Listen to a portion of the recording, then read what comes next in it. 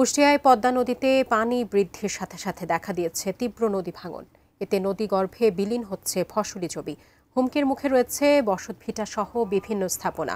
কুষ্টিয়ার পদ্মা পাড় থেকে নদী ভাঙনের খবর জানিয়েছেন প্রতিনিধি শরীফুল ইসলাম।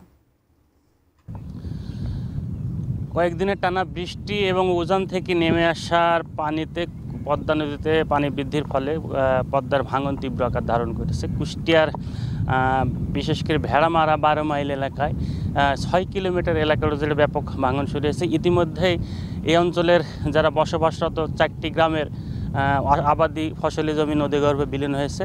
হুমকির মুখে রয়েছে বন্যা নিয়ন্ত্রণ বাদ কিছু। আর এইভাবে ভাঙন অব্যাহত থাকলে এই গ্রামের বসবাসরত অন্তত 10,000 পরিবার নদী ভাঙনের শিকার হবে, তারা সর্বশান্ত হবে। ইতিমধ্যে তারা নদী ভাঙনের জমি ফসলি জমি হারিয়ে সর্বশান্ত হয়েছে।